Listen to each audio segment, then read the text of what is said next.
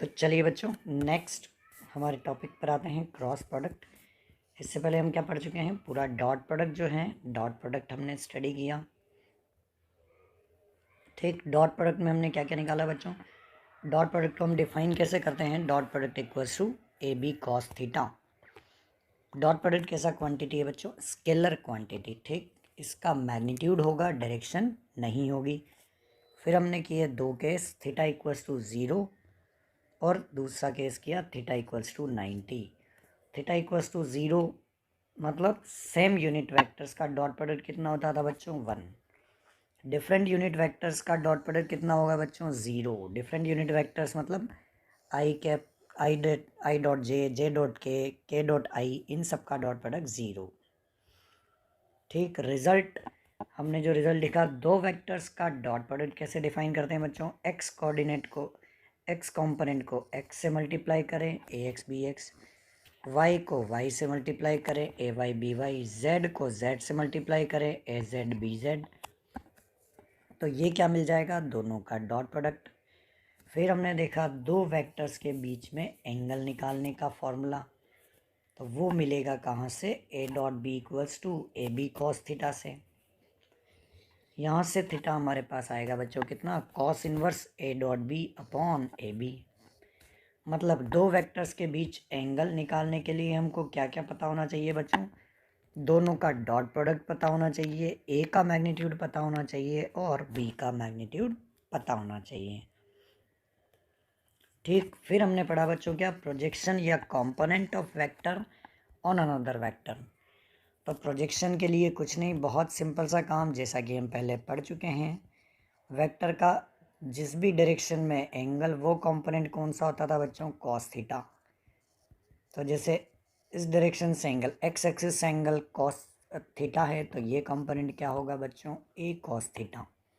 वही सेम काम हमको यहाँ पर करना है, projection of vector on another vector. जैसे मान लीजिए ए वेक्टर का मुझे दूसरे वेक्टर बी पर प्रोजेक्शन चाहिए, वेक्टर ए का बी पर प्रोजेक्शन चाहिए, तो परपेंडिकुलर ड्रॉ किया हमने, ये क्या हो जाएगा, जहाँ पर भी ये कट कर रहा है, ये वाली लेंथ कितनी हो गई बच्चों, A cos theta. This is called projection of A vector on B vector, या component of A on B. अब देखिए ए कॉस थीटा हम कैसे फाइंड आउट करेंगे, डॉट प्रोडक्ट हमको पता है, A dot B equals to A B cos theta. ठीक है बच्चों, तो रटने के लिए सीधा सा तरीका जो हमने किया था वो क्या था, जिस भी वेक्टर, रटना कैसे है, कल हमने जो किया था नेक्स्ट मतलब प्रीवियस लेक्चर में, ए कॉस थीटा निकाला, A dot B upon B. तो रटने का तरीका क्या है बच्चों, जिस पर भी प्रोजेक्शन पूछा है, डॉट प्रोडक्ट को उसके मैग्नीट्यूड से डिवाइड करना है। बी पर प्रोजेक्शन पूछा है, बी के मैग्नीट्यूड से डिवाइड करना है। ए पर पूछा है तो ए के मैग्नीट्यूड से डिवाइड करना है। वेक्टर फॉर्म में लिखना है तो क्या होगा, जिस पर प्रोजेक्शन पूछा है उसी के यूनिट वेक्टर से मल्टीप्लाई भी कर देंगे, तो वो क्या बन जाएगा बच्चों, वेक्टर फॉर्म। जैसे बी का ए पर प्रोजेक्शन निकालना था, तो ए पर प्रोजेक्शन चाहिए तो क्या करेंगे, डॉट प्रोडक्ट को डिवाइड कर देंगे ए के मैग्नीट्यूड से, ये तो हो गया स्केलर। और इसी ए वेक्टर के यूनिट वेक्टर से मल्टीप्लाई कर देंगे तो क्या हो जाएगा, वेक्टर। ठीक है बच्चों, ये सब कुछ हमने थ्योरी में पढ़ा था। कुछ क्वेश्चन इसके लिए थे, क्वेश्चन आपने अच्छे से देखे होंगे, इनको एक एक क्वेश्चन को अच्छे से सॉल्व करें। मोमेंटम दिया हुआ था, फोर्स और मोमेंटम के बीच एंगल चाहिए था, डॉट प्रोडक्ट निकाला, डॉट प्रोडक्ट 0 आया, तो एफ और पी कैसे होंगे, परपेंडिकुलर। एक चीज़ हमेशा ध्यान रखें बच्चों, जब भी दो वेक्टर, पूरे फिजिक्स में कहीं भी अगर ये बोला है कि दो वेक्टर एक दूसरे के परपेंडिकुलर हैं, इसका सिर्फ और सिर्फ एक ही मतलब होगा, क्या, दोनों वेक्टर्स का डॉट प्रोडक्ट निकाल कर 0 करना है। ठीक है बच्चों, अलग अलग क्वेश्चन हमने देखे इस पर। ठीक, अब नेक्स्ट हम आते हैं अपने नेक्स्ट हेडिंग पर, क्रॉस प्रोडक्ट ऑफ वेक्टर्स। अब देखिए, अब क्रॉस प्रोडक्ट हम देखते हैं। जैसे मान लीजिए दो वेक्टर हैं, एक वेक्टर तो है वेक्टर ए, दूसरा कोई वेक्टर है, ये वेक्टर है वेक्टर बी। इन दोनों वेक्टर्स के बीच में एंगल है बच्चों थीटा।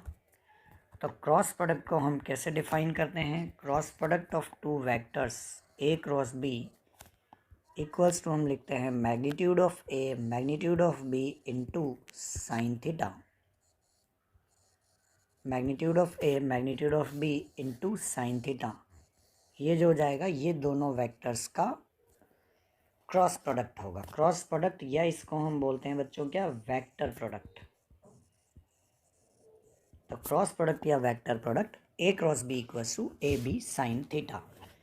दूसरी और इम्पोर्टेंट बात, ये तो ए क्रॉस बी का मैग्नीट्यूड है, ए क्रॉस बी जो है वो क्या है, वेक्टर क्वांटिटी होगी। ए क्रॉस बी दोनों वेक्टर्स का जो हम निकाल रहे हैं बच्चों, ये कैसी क्वांटिटी होगी, वेक्टर क्वांटिटी। और जैसा कि हम जानते हैं कि वेक्टर क्वांटिटी है तो इसका कुछ डायरेक्शन भी होगा। तो डायरेक्शन देने के लिए हमेशा ध्यान रखें, डायरेक्शन हम क्रॉस प्रोडक्ट का देते हैं राइट हैंड थंब रूल से। डायरेक्शन हम किससे देंगे बच्चों, राइट हैंड थंब रूल से। Direction of cross product is given by right hand thumb rule. ये काफ़ी इंपॉर्टेंट है बच्चों, क्रॉस प्रोडक्ट पूरे फिजिक्स में सब जगह यूज़ आएगा, तो आप अच्छे से ध्यान रखें। अब देखिए राइट हैंड थंब रूल क्या होता है। राइट हैंड थंब रूल को हम इस तरह से डिफाइन करते हैं, आप चाहें तो मेरे साथ नोट भी करते जाएं। If fingers of right hand if fingers of right hand are spread towards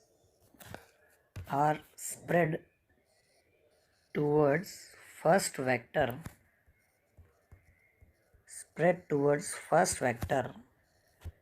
and rotated up to second vector,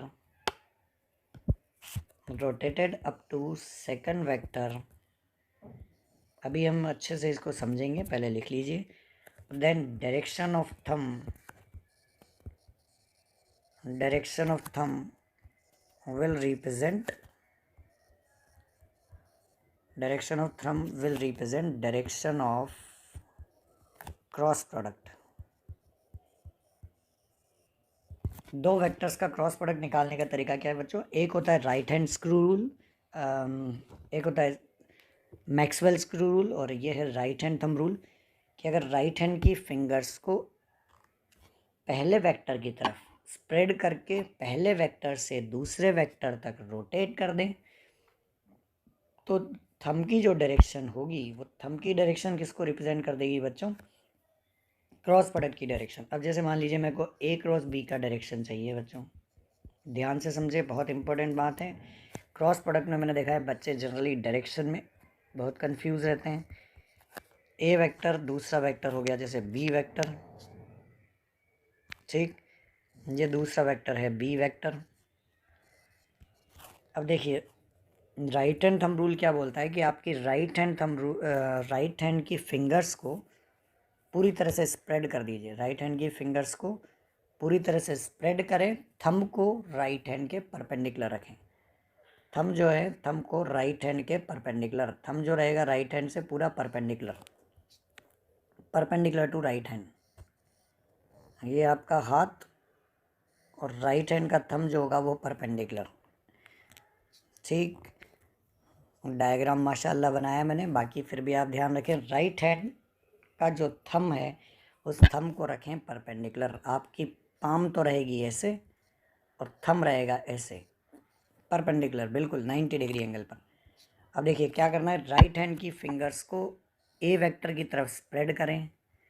right hand की फिंगर्स को मेरे साथ करते जाएं बच्चों। राइट हैंड की फिंगर्स को ए वेक्टर की तरफ स्प्रेड करें और ए से बी वेक्टर तक घुमा दें।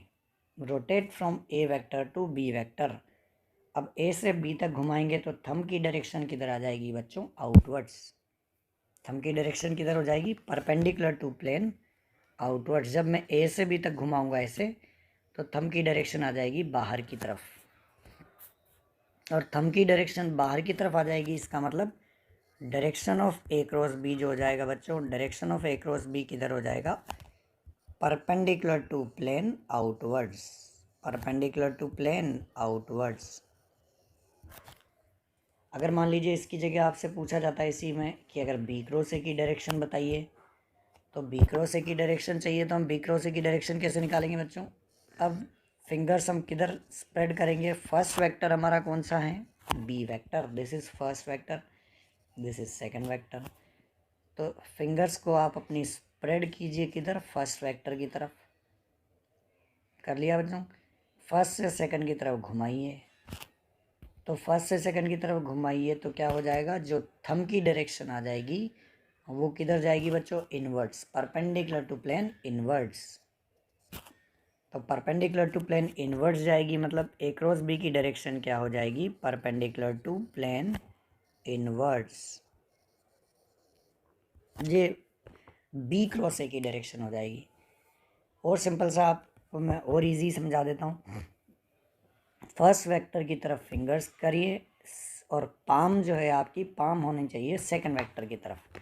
तो फर्स्ट वेक्टर की तरफ फिंगर्स, पाम की डायरेक्शन सेकंड वेक्टर की तरफ, ताकि फिंगर्स आपकी पाम की डायरेक्शन में घूमेगी। तो बी से तक घुमाएंगे तो थंब किधर हो जाएगा बच्चों? अंदर की तरफ। तो बी की तरफ फिंगर्स, ए की तरफ पाम, बी से तक घुमा दीजिए। डायरेक्शन क्या हो जाएगी? Perpendicular to plane inwards. तो perpendicular to plane inwards B cross A की डायरेक्शन आ जाएगी। इस तरीके से हम ए क्रॉस बी या बी क्रॉस ए की डायरेक्शन बताएंगे। ठीक है बच्चों, चलिए और आगे बढ़ते हैं। एक क्वेश्चन मैं आपको देता हूँ, इसको आप सॉल्व करने की कोशिश कीजिएगा। जैसे बोल दिया vector A is along north, vector A is along north and vector B is perpendicular to plane outwards. बाहर की तरफ आ रहा है ये आपकी स्क्रीन से बाहर की तरफ, तो perpendicular to plane outwards. Then direction of A cross B. देखिए ये तो हमारी क्या डायरेक्शन हो गई? नॉर्थ ये हो गई, ईस्ट ये हो गई, साउथ ये हो गई, वेस्ट। ए वेक्टर तो किधर है बच्चों? ए वेक्टर तो ऐसा है परपेंडिकुलर टू ए वेक्टर तो टूवर्ड्स नॉर्थ। और बी वेक्टर किधर आ रहा है बच्चों? परपेंडिकुलर टू प्लेन आउटवर्ड्स, मतलब किधर? बाहर की तरफ, ऐसा ऊपर की तरफ, आपकी तरफ, स्क्रीन से आपकी तरफ चल रहा है बी वेक्टर। तो ए क्रॉस बी की डायरेक्शन आपको बतानी है। इसको सॉल्व करें।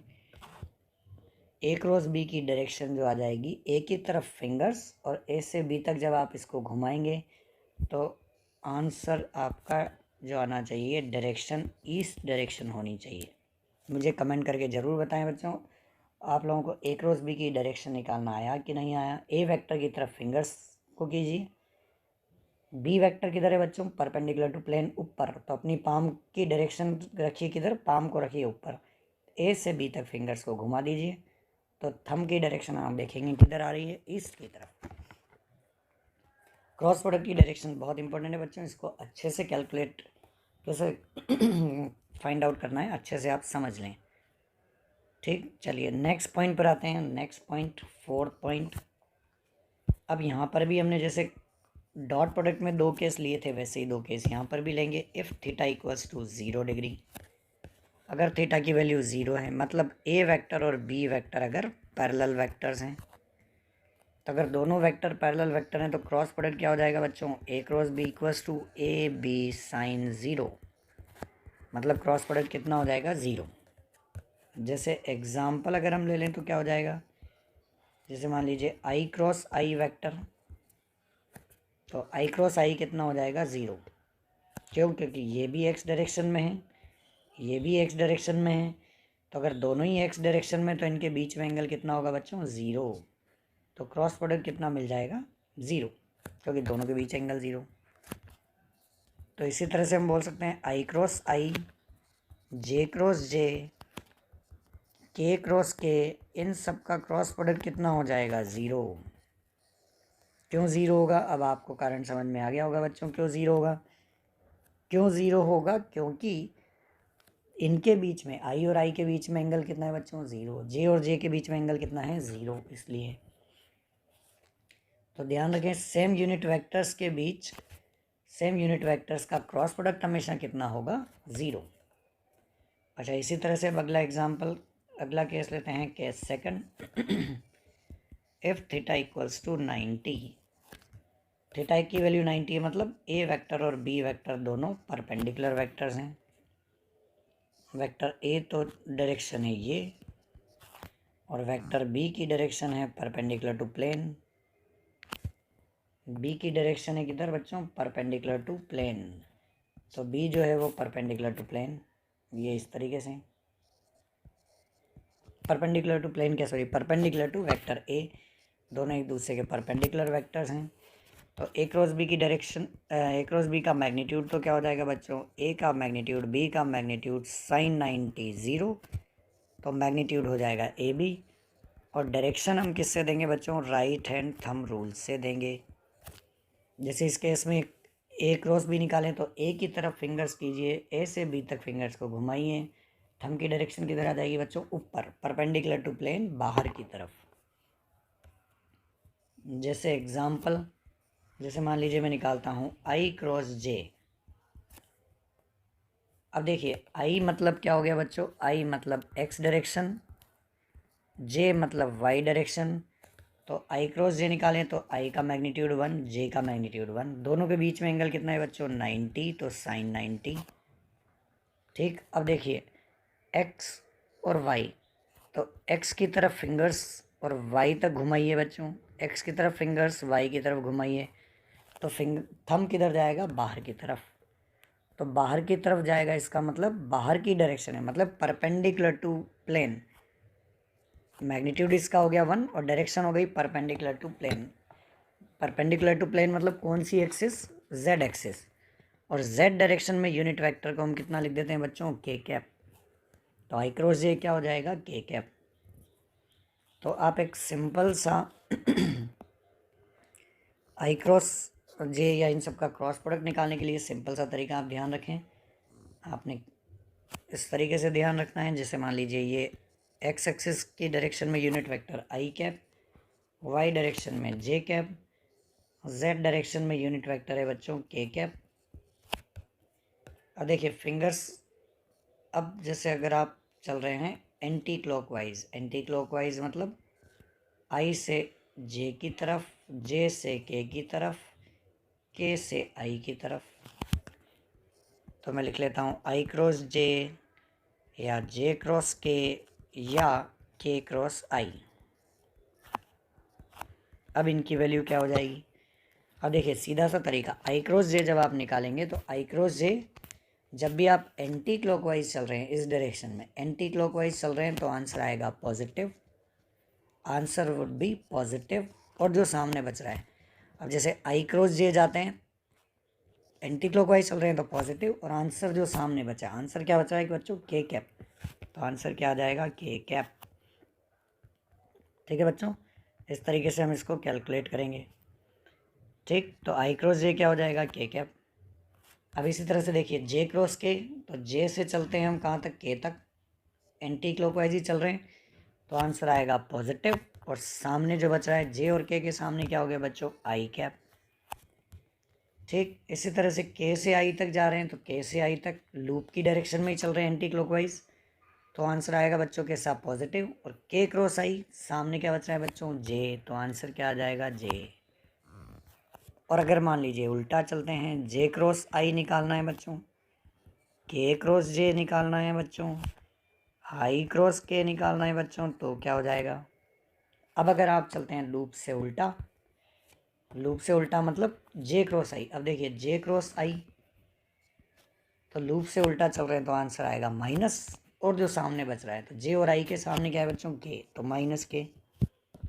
के क्रॉस जे, के क्रॉस जे किधर चल रहे हैं बच्चों? उल्टा, क्लॉकवाइज डायरेक्शन, तो लूप के उल्टा चल रहे हैं बच्चों, तो के क्रॉस जे आंसर आएगा माइनस, सामने जो बच रहा है आई कैप। आई क्रॉस के, तो आई से के तक जा रहे हैं तो आंसर कैसा आएगा? नेगेटिव, क्योंकि लूप से अपोजिट चल रहे हैं। और आई और के सामने क्या है? माइनस, तो माइनस जे, तो आंसर क्या हो जाएगा बच्चों? माइनस जे। तो ये हमको इसके लिए ध्यान भी रखना है। तो इनका क्रॉस प्रोडक्ट जो आ जाएगा, क्रॉस प्रोडक्ट का रिजल्ट जो मिलेगा वो इतना मिल जाएगा। तो इस तरीके से आप इसको ध्यान रखें, लूप मेथड से ध्यान रखें। आप सिर्फ ये ध्यान रखें कि अगर एंटी क्लॉकवाइज चलेंगे तो एंटी क्लॉकवाइज डायरेक्शन में पॉजिटिव, बस उल्टा अपने आप ही क्या कर देना है बच्चों उसको नेगेटिव। अपोजिट डायरेक्शन में चल रहे हैं तो उसको आप कर दें नेगेटिव। ठीक, ये हमारे दो केस हो गए, case 1 theta 0, case second theta 90। अब हम आते हैं इसके कुछ रिजल्ट्स पर।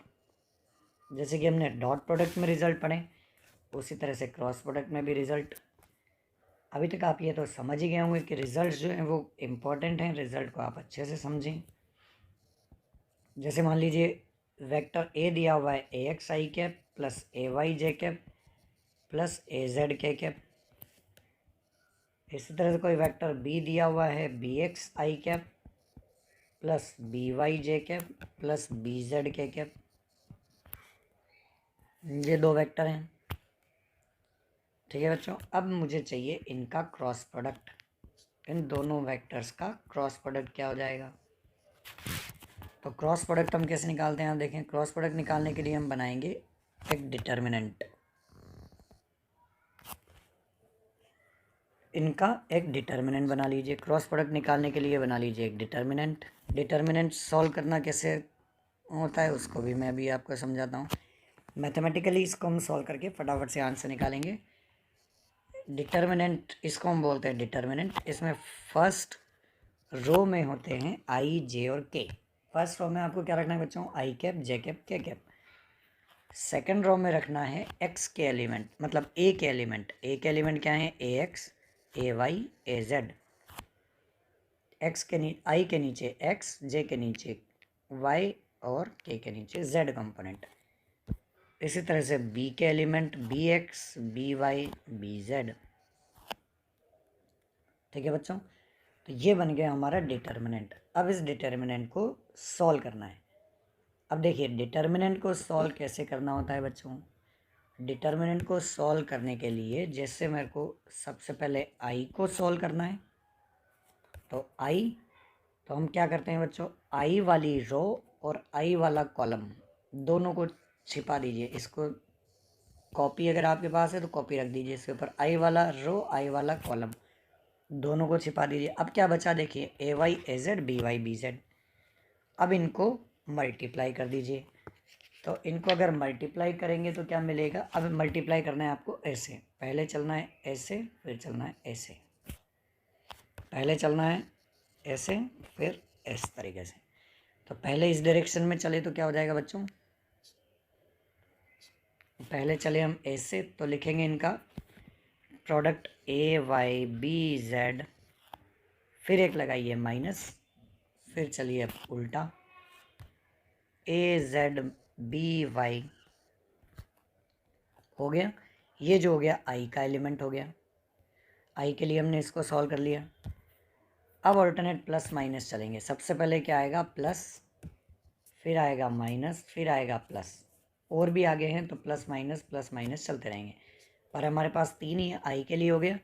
अब नेक्स्ट आएगा जे, जे को लिखिए माइनस जे, क्योंकि जे के साथ में क्या आएगा बच्चों? माइनस।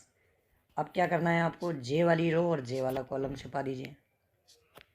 अब जे वाली रो जे वाला कॉलम, ये तो जे वाला कॉलम ये जे वाली रो, दोनों को छुपा दीजिए। अब क्या बचा आपके पास? A X B Z A Z B X, ये 4 चीज़ें बची। चलना किधर है बच्चों? सबसे पहले इस तरीके से चलिए, तो ए एक्स बी जेड ऐसे मल्टीप्लाई करेंगे तो क्या आएगा? ए एक्स बी जेड, फिर लगाइए एक माइनस, फिर चलिए अपोजिट।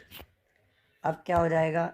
ए Z B X bracket close. ये जे के लिए सॉल्व हो गया बच्चों। ठीक, पहले चलना है इस तरीके से फिर चलना है ऐसे, ऑल्टरनेट प्लस माइनस करते जाए। ठीक, अब और आगे बढ़ते हैं। अब हम लेते हैं अगले को,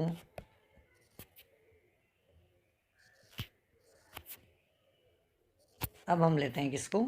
अब लेते हैं नेक्स्ट के के लिए। अब प्लस आ गया, माइनस आ गया, अब अगला क्या आएगा बच्चों? प्लस। अब के कैप, अब के लिए सॉल्व करेंगे तो क्या हो जाएगा? के वाला कॉलम के वाली रो दोनों को हटा दीजिए। अब बचा क्या? ए एक्स बी वाई ए वाई बी एक्स, ये बचा। ठीक है बच्चों, अब सॉल्व करने का तरीका क्या था, पहले चलिए किधर, इस तरीके से, तो ए एक्स बी वाई, तो क्या हो जाएगा बच्चों, ए एक्स बी वाई।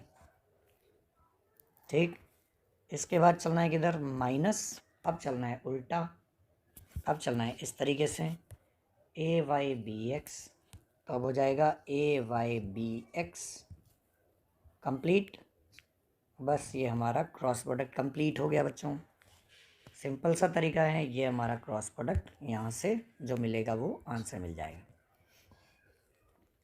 आप समझ गए होंगे क्या करना है। सबसे पहले हमको क्या करना है, आई के लिए सॉल्व करना है। तो जिसको भी सॉल्व करना है, जिस भी कॉलम के लिए सॉल्व करना है, उसकी रो उसका कॉलम हटा दीजिए सबसे पहले। जैसे मैंने आई के लिए सॉल्व किया तो आई वाला रो, आई वाला कॉलम हटा दिया। ठीक, अब बाकी बचा मेरे पास ए Y B Z, A Z B Y, इन दोनों के लिए सॉल्व किया। चलना कैसे बच्चों, पहले इस तरीके से, उसके बाद अपोजिट डायरेक्शन में, इधर चलना है प्लस फिर माइनस, ऑल्टरनेट प्लस माइनस आप लिखते जाएं। वापस से एक बार वीडियो को दोबारा और देख लें, तो सॉल्व कैसे करना है आपको समझ में आया होगा। तो ये होता है बच्चों दो वेक्टर्स का क्रॉस प्रोडक्ट निकालने का तरीका, मैथमेटिकली हम ऐसे निकालते हैं। ठीक, फिर आते हैं हम नेक्स्ट रिजल्ट पर, रिजल्ट नंबर 2, सेकंड रिजल्ट,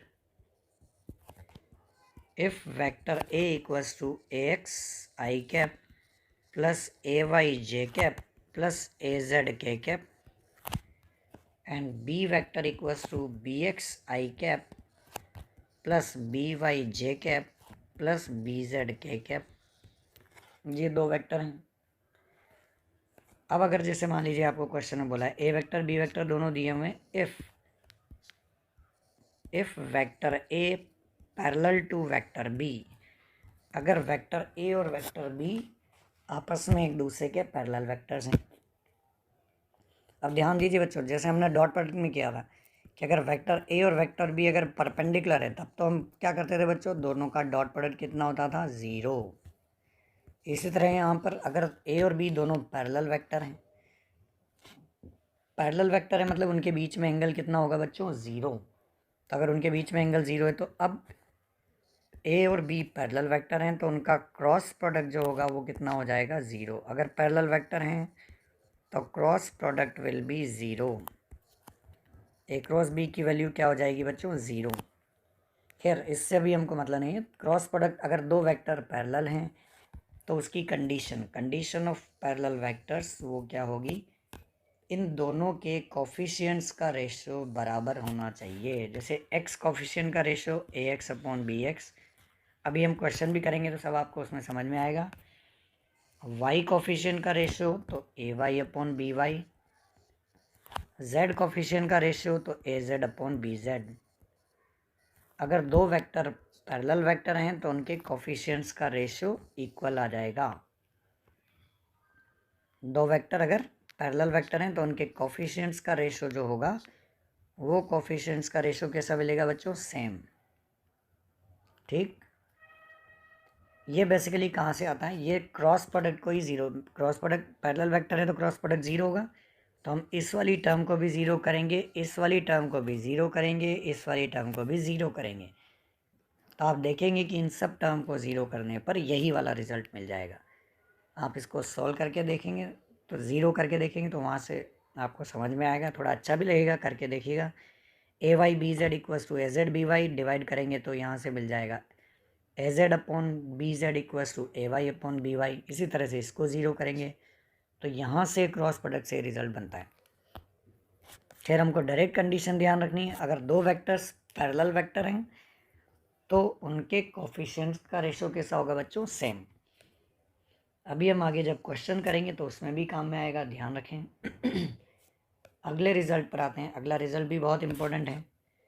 अगला रिजल्ट ध्यान रखें, third result, cross product of two vectors,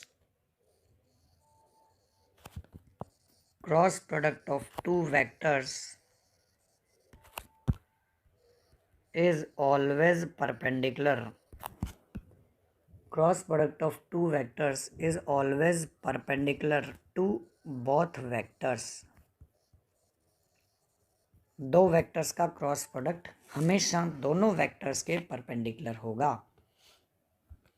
important result है बच्चों, ध्यान रखें। दो वेक्टर्स का क्रॉस प्रोडक्ट, जैसे ए क्रॉस बी है तो ए क्रॉस बी मान लीजिए सी वेक्टर है, तो हम राइट हैंड थंब रूल से निकालेंगे तो ए क्रॉस बी की डायरेक्शन ए वेक्टर, जैसे ये वेक्टर हो गया बच्चों किधर ए, ये वेक्टर हो गया आपका बी वेक्टर। तो अगर आप ए क्रॉस बी निकालेंगे तो ए क्रॉस बी की डायरेक्शन किधर आएगी बच्चों, perpendicular to plane outwards. A cross B की डायरेक्शन किधर हो जाएगी, perpendicular to plane outwards. C vector की डायरेक्शन, तो सी परपेंडिकुलर टू प्लेन है, मतलब क्या हो गया, दोनों वेक्टर्स के परपेंडिकुलर होगा। तो वेक्टर सी जो होगा बच्चों, सी ए के भी परपेंडिकुलर होगा और सी वेक्टर जो है वो बी वेक्टर के भी परपेंडिकुलर होगा। वो इम्पोर्टेंट रिजल्ट है, ध्यान रखें। दो वेक्टर्स का क्रॉस प्रोडक्ट हमेशा दोनों वेक्टर्स के परपेंडिकुलर होगा। और अगर आप इसको और अच्छे से ध्यान रखना चाहते हैं तो आप ये भी ध्यान रखिए कि ये जो दोनों वेक्टर्स का क्रॉस प्रोडक्ट है ये ए प्लस बी वेक्टर के भी परपेंडिकुलर होगा, ये ए माइनस बी वेक्टर के भी परपेंडिकुलर होगा। लॉजिकली आप बात समझेंगे तो अपना आप समझ में आ जाएगी बच्चों, क्योंकि जब आप ए प्लस बी निकालेंगे तो किधर आएगा, बी को रखेंगे आगे और ए और बी को ऐड करेंगे तो ए प्लस बी मिलेगा ऐसा। और सी वेक्टर आपका किधर है बच्चों, परपेंडिकुलर टू प्लेन। तो ए क्रॉस बी जो है वो सी वेक्टर जो है वो ए प्लस बी के भी कैसा होगा बच्चों, परपेंडिकुलर। ऐसे ही ए माइनस बी वेक्टर निकालेंगे तो इसको हम लेंगे बी का माइनस बी वेक्टर बनाएंगे, इसको शिफ्ट करेंगे आगे, ए माइनस बी वेक्टर मिलेगा कहीं यहीं पर। तो कहने का मतलब ये सब वेक्टर प्लेन में होंगे, तो ए क्रॉस बी जो होगा या सी वेक्टर जो होगा इन सब के परपेंडिकुलर होगा। ये अच्छे से आपको ध्यान रखना है बच्चों, ठीक। अब इस पर तुमसे वो ऐसे क्वेश्चन पूछ लेगा कि बताइए A dot A cross B की वैल्यू क्या हो जाएगी।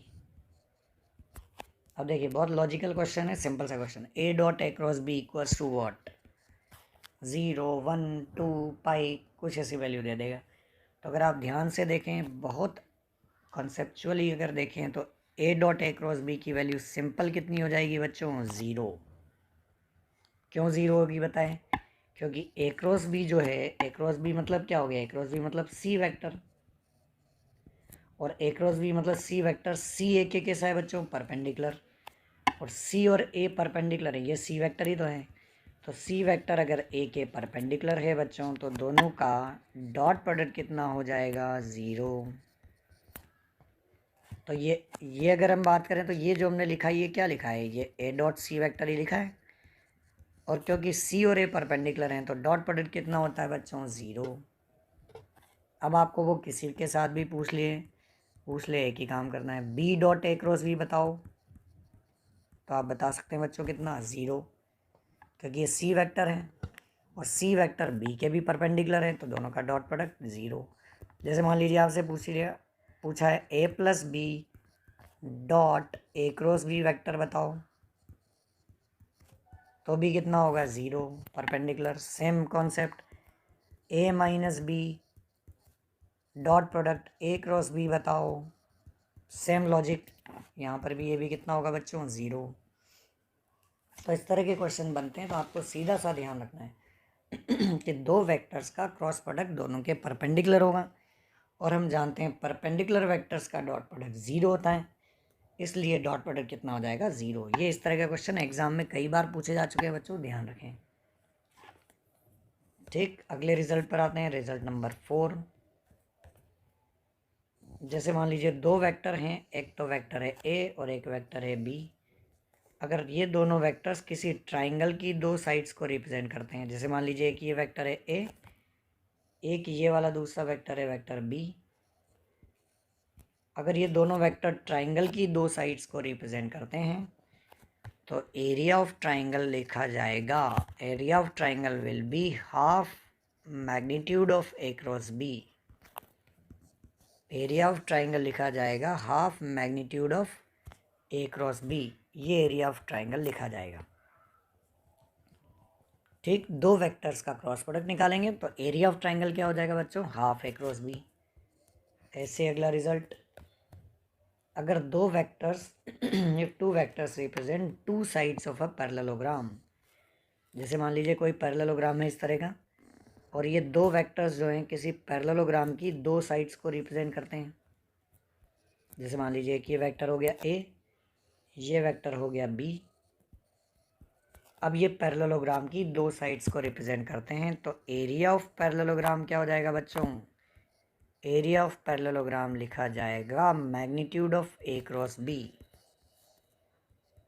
ये डायरेक्ट रिजल्ट हैं जो अपने को सीधा ध्यान रखने हैं कि अगर पैरेललोग्राम की दो साइड्स को रिप्रेजेंट कर रहे हैं तो area of parallelogram will be A cross B. इसी तरह से अगला रिजल्ट कि अगर किसी पैरेललोग्राम को ये रिप्रेजेंट कर ये कोई पैरेललोग्राम है और ए और बी दो वेक्टर इस पैरेललोग्राम के दो डायगोनल्स को रिप्रेजेंट करते हैं। ए और बी वेक्टर इस पैरेललोग्राम के दो डायगोनल्स को रिप्रेजेंट करते हैं, ये ए और बी। तो दो डायगोनल्स को रिप्रेजेंट करते हैं, तो area of parallelogram would be half magnitude of A cross B. Half magnitude of A cross B. अभी आप रिजल्ट ध्यान रखें, फिर हम क्वेश्चन करेंगे तो अभी आपको समझ में आ जाएगा किस तरह से करना है। तो अगर किसी पैरेललोग्राम के दो डायगोनल्स को रिप्रेजेंट करते हैं तो एरिया ऑफ पैरेललोग्राम होगा हाफ ए क्रॉस बी। ठीक है बच्चों, इसी तरह से और अगला result, if three vectors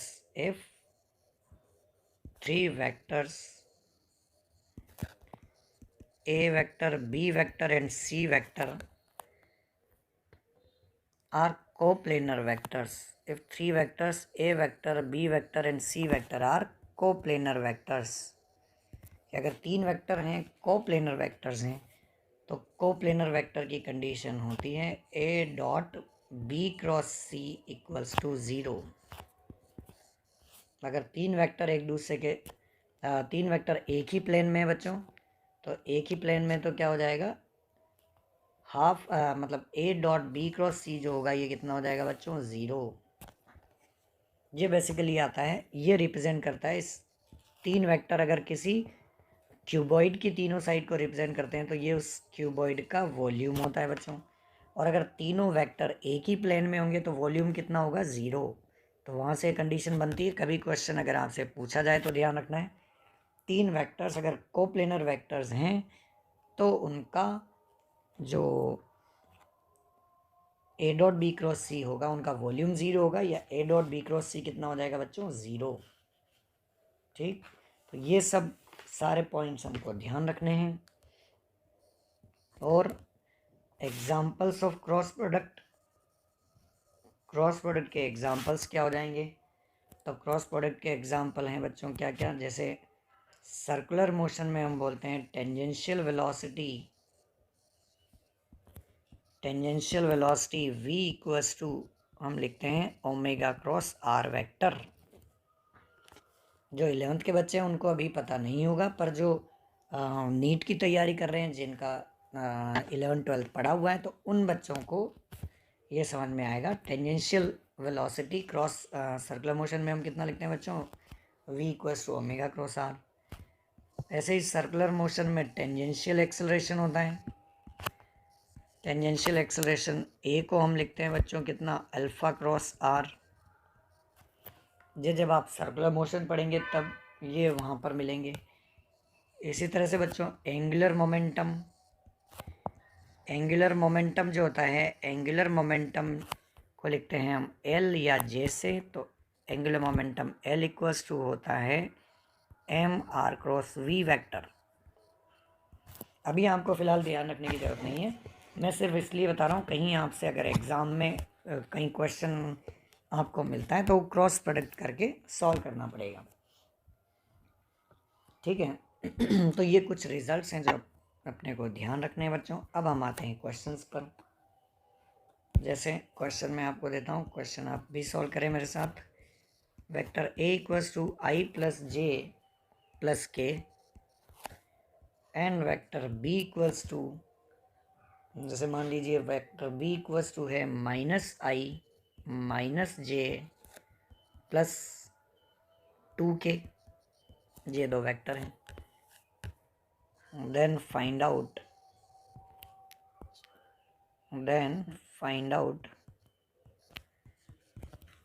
first A cross B, इनका ए क्रॉस बी निकालिए। Second, if A and B represent two sides of triangle,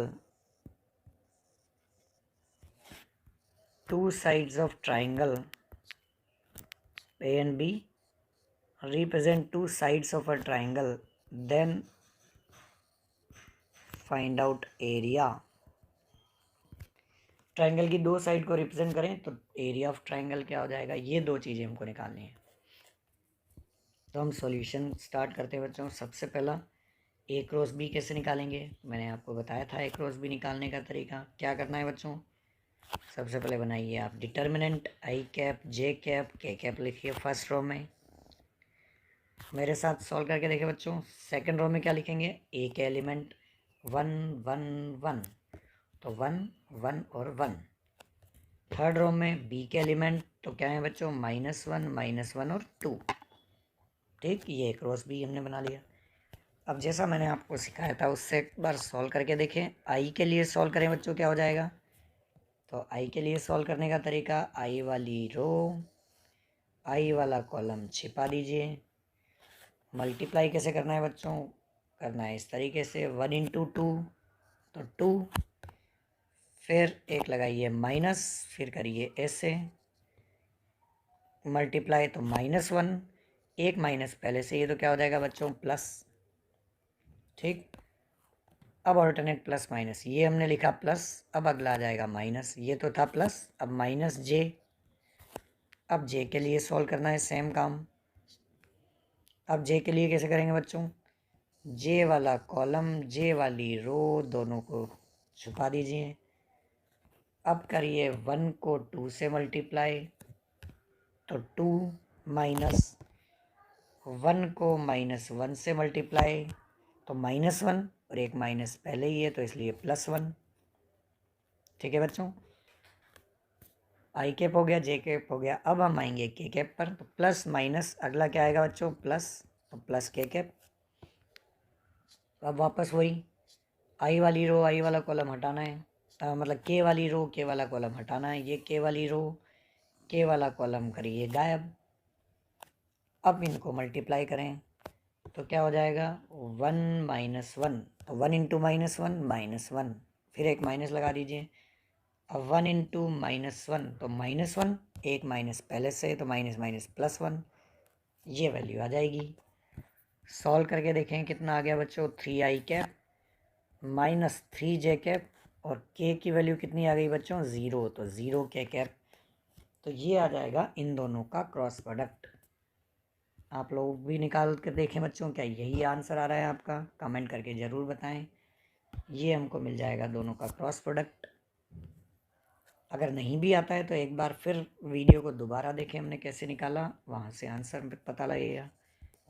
second हम बोलते हैं, अब अगर हमको बोला है कि किसी ट्राइंगल की दो साइड को रिप्रेजेंट करते हैं तो area of triangle. Area of triangle क्या होता है बच्चों, half mod of A cross B.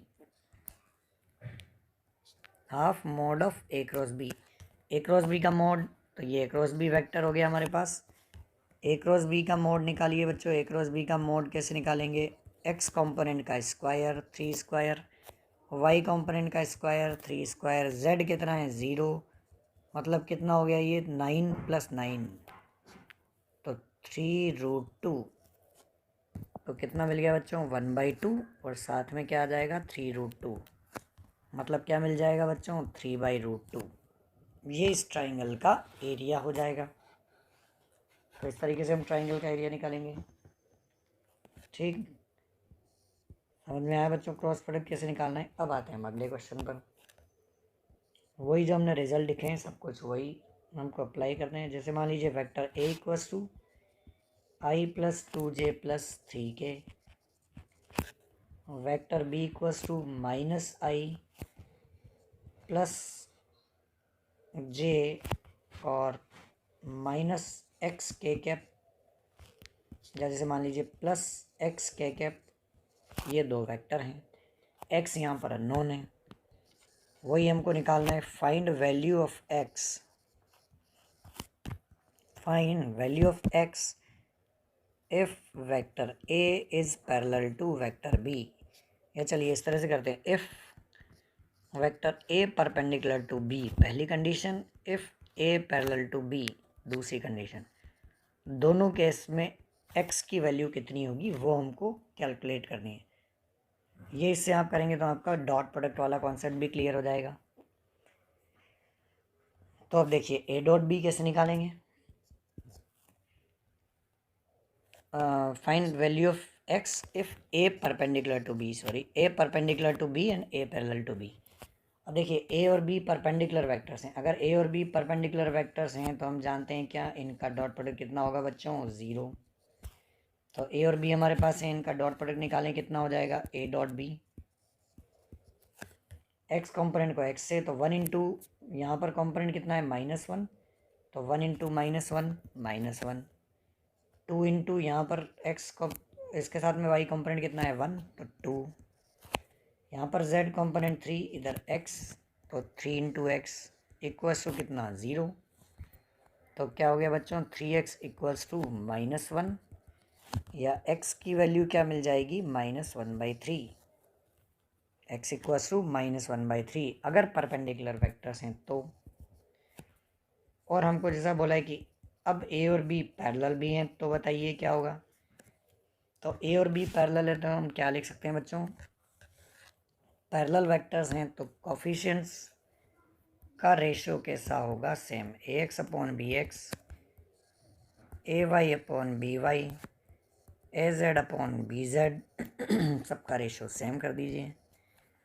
ax upon A Y बोले बच्चों क्या हो जाएगा, ax तो कितना है 1, bx कितना है -1, तो 1 अपॉन -1। ठीक, इसी तरह से y के लिए करेंगे तो y के लिए क्या हो जाएगा बच्चों, इसमें सिर्फ पैरेलल परपेंडिकुलर वाली कंडीशन बनेगी। पैरेलल वाली थोड़ा सा अपने को, मैं अगला क्वेश्चन देता हूँ उससे चेक करना पड़ेगा। परपेंडिकुलर के लिए रेशियो, पैरेलल के लिए रेशियो सेम होना चाहिए, तो वो वेक्टर को इस तरह से अरेंज करेगा। जैसे मान लीजिए परपेंडिकुलर के लिए वो ऐसे बोलेगा, पैरेलल के लिए जैसे ए वेक्टर बोल दिया आपको i cap plus 2j cap plus 3k cap, और वेक्टर बी इक्वल्स टू जैसे आपको बोल दिया 2i cap minus xj cap plus 6k cap. इस तरीके से पैरेलल के लिए कंडीशन बनानी पड़ेगी, इस तरह के वेक्टर देने पड़ेंगे। तो इफ़ ए पैरेलल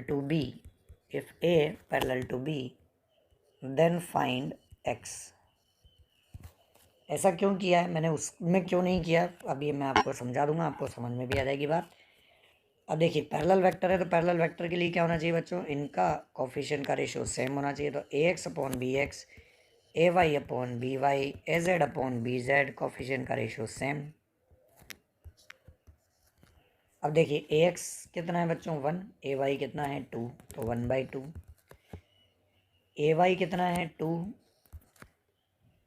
by कितना है -x। ठीक, इसी तरह से az upon B Z, az कितना है बच्चों 3, bz कितना है 6, ये इतना आ जाएगा। अब देखिए ये भी कैंसिल होकर कितना बचा 1/2, तो हम लिखेंगे क्या 1/2 equals to -2/x equals to 1/2, या x की वैल्यू यहाँ से कितनी मिल गई बच्चों, x की वैल्यू मेरे को मिल गई -4, x इक्वल्स टू कितना मिल गया -4। तो ये हमारा आंसर आ जाएगा। अब देखिए मैंने उसमें क्यों नहीं किया, उसका रीज़न था क्योंकि मेरे को बाकी x का तो कोफिशिएंट, बाकी दो कोफिशिएंट का रेशियो तो सेम होना चाहिए। तो अगर मैं यहाँ पर करता हूँ तो x कोफिशिएंट का रेशियो तो आया 1 अपॉन -1, y कोफिशिएंट का रेशियो आ जाएगा 2 अपॉन 1, तो ये आपस में रेशियो सेम नहीं है, तो इसलिए ये क्वेश्चन यहाँ पर नहीं बन सकता। यहाँ पर मैंने इस तरह से दिया कि 1/2 रेशियो आया इसका, और नॉन वाला जो ये था ये भी कितना होगा 1/2, क्योंकि नॉन का तो रेशियो सेम होना चाहिए तभी हो पाएगा। खैर आप तो सिंपल सा ध्यान रखिए, जब भी पैरेलल वेक्टर्स होंगे तो कोफिशिएंट का रेशियो सेम होना चाहिए। ठीक है बच्चों, इस तरीके से हम इसको कैलकुलेट करेंगे। चलिए एक क्वेश्चन और लेते हैं। क्वेश्चन दिया हुआ है, क्वेश्चन भी लिखे हैं। If A dot B equals to √3 magnitude of A cross B, if A dot B equals to √3 magnitude of a dot b across b, then find first angle between vector a and vector b, और second magnitude of a plus b। दो चीज़ें निकालनी है।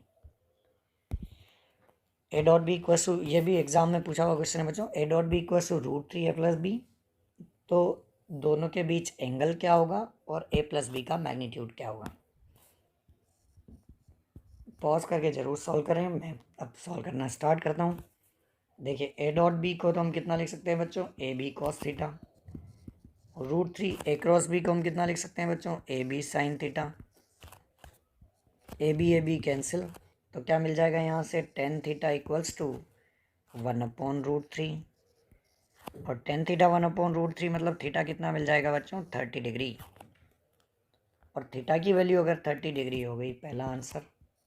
Second answer, a plus B का magnitude क्या हो जाएगा, तो देखिए ए प्लस बी का मैग्नीट्यूड हम कितना लिख सकते हैं बच्चों, ए प्लस बी का magnitude a square plus b square plus 2ab cos theta, addition का मैग्नीट्यूड, तो a square plus b square plus 2ab cos theta. यहाँ पर रख दीजिए a square plus b square plus 2ab cos theta. Theta कितना है बच्चों, 30 degree. Cos 30 कितना होता है बच्चों, √3/2, मतलब ये कितना मिलेगा, a square plus b square plus √3ab। ये इनका दोनों वेक्टर्स का एडिशन मिल जाएगा, ये हमारा आंसर आ जाएगा। तो इस तरह के question cross product of vectors में पूछे जाते हैं। अब एक छोटा सा टॉपिक और बचा है इसमें हमारा, 3 डायमेंशनल वेक्टर्स। तो 3 डायमेंशनल वेक्टर को भी हम देखेंगे नेक्स्ट लेक्चर में।